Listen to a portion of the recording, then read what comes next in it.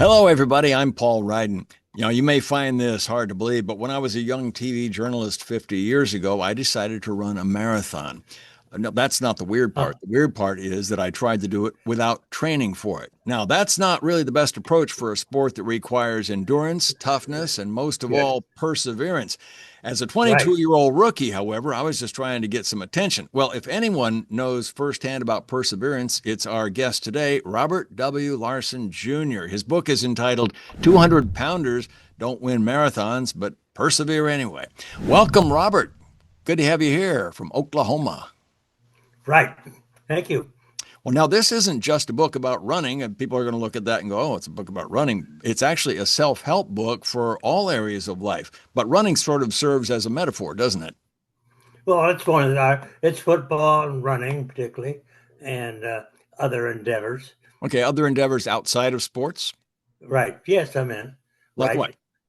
Well, oh, you like going through college? Despite uh, I was inspired by that story about Rudy and playing for Notre Dame, Sure. and also getting involved, and uh, so all kinds of things. I was trying to make it apply to other interests, music, for example. Mhm. Some people give up too early, some don't, and uh, almost about anything I can think of. One of the problems I have is that I'm not a world famous person. So I was trying to make it universal to the average person throughout the country and now throughout the world to persevere when they particularly don't fit the mold. Uh-huh. And the mold in any sport is kind of defined. Basketball players, somebody 6'2" is short. Right. A jockey that's 6'2" and way. I mean, but there's a story of Seabiscuit where the jockey was too heavy, but Mhm. he won anyway. And in a lot of different endeavors, perseverance really meant the difference between being a success and failure, or just a standby. Now, what's the difference between quitting and knowing your limitations? Well, yeah. Quitting actually means that you have the ability, but yeah, knowing your limitations is realizing that you don't belong there. I wrote a book about visiting a place in Tijuana. I knew when to get out, and I remembered about the song from Kenny Rogers, "Know when to hold 'em, when to scold 'em, Oh yeah, know when to run." right. And sometimes that's important because yeah, there's limitations and there's so much you can do. Hmm. So Well, what uh, makes what makes you an expert in perseverance? I just I'm not an expert. The thing, I just went through it, and I just wanted to share with readers what I went through.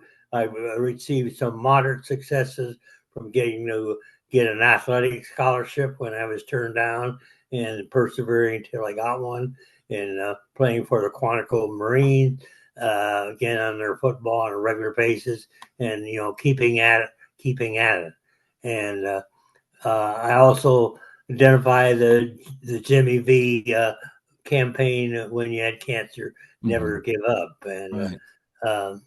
we had a situation where we got together 25 years from our Sun Bowl team in 1981, and the coach had leukemia, but he persevered and lived much longer. So there's been some rewards for the perseverance. Sure. And when you give up on a disease, then I think it overtakes you faster. Yeah. Now, you've had quite a career yourself. How did your journalism career have its beginnings? I guess back in the newspaper days and your dad, and how did that work? Right. You were growing up in Wyoming? No, I grew up in Iowa, and my dad had a weekly newspaper, and then somehow a fire happened, and so he was forced to move. And so when I was uh, 5, we moved to Cheyenne, Wyoming, Right. and then he ended up being a circulation manager, and then the publisher of a farm and ranch publication called the Wyoming State Farmer, and then uh, I wrote stories in junior high and high school, and then majored in journalism. I sold advertising rather than writing. And then in the Marine, the colonel wanted promotion to full colonel, so I got summoned from my gun battery to devise a bunch of stories with his name on it. And Uh-huh. so Ghostwriter. he did. Well, no, it was a news release about Oh, the unit, but I definitely had to include under the command of uh, Colonel well, now, Lieutenant Harmon. now in your career, you didn't just limit yourself to journalism. You've done a lot of different things. Right? Yeah, I was in the Marine Corps and about 25 years, and uh, there I also did some writing. Uh, and then also, I worked for the Game and Fish Department. I worked for a congressman and got him reelected 4 years later after we barely lost a race for a U.S. Senate. And then I had an advertising agency that, to me, I look back and one of the greater achievements was to sell the population the need for a community college when the issue had been defeated 2 years prior to that. So we ran what I felt was a model campaign. And today, you look from 1968, I was just counting how many people have gone through it. Today, they have about a 5,000 enrollment. So you do all the matting on that. Although I'm sure that it would have passed without me being the quarterback from it sooner or later. So Well, I don't know about anyway, that. Maybe not. Maybe it wouldn't have passed without you. And yeah, you literally were a quarterback at the University of Wyoming, if I'm not mistaken. no, I was an end, and today Oh, I'd okay. be a strong side end. No, I Uh-huh. wasn't a quarterback. I thought you were the forerunner of Josh Allen over there at Wyoming. I guess not, huh? No, So, I didn't get to play that much, but what I was a what made you so successful in so many areas of your life? well. I don't really call it successful. It's just I was trying and um, had a choice. I mean, just kept pursuing until I got my commission. Kept proceeding the candidacy and other types of things.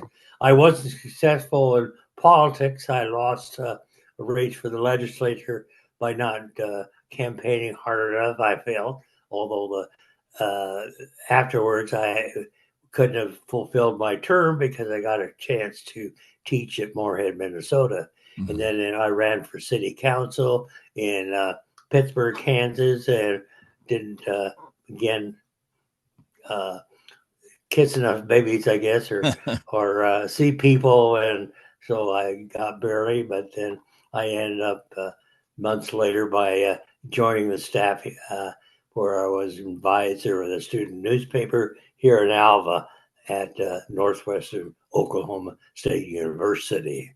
Well, I'm guessing that even through your failures or, lack of success, you found the lessons from each of those failures. Right. The first lesson was in high school. I got kicked off the baseball team for Hmm. being a stranger. For The being a coach said, "Well, stranger.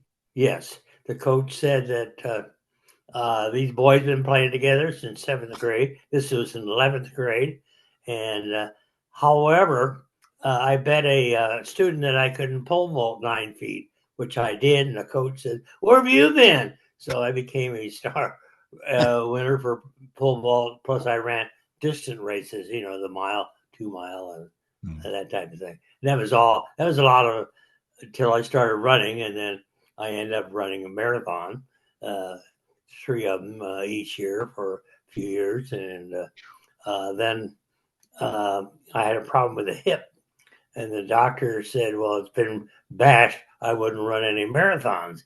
I said, "Explain it to me." He said, well, "Let's go through non-medical term. It's like driving your car without oil in it." So then Ah. I switched to triathlons for a few years after that, and there wasn't any competition, so to Well, speak. So they're I was still able running. to. They're still running in triathlons, though. Oh yeah, no, not anymore.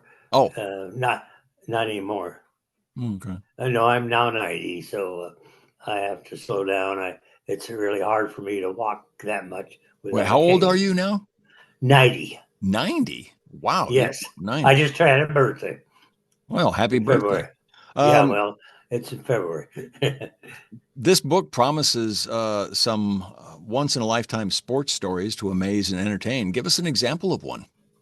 Oh, well, one story we had was a whistle that didn't blow when we played Denver University.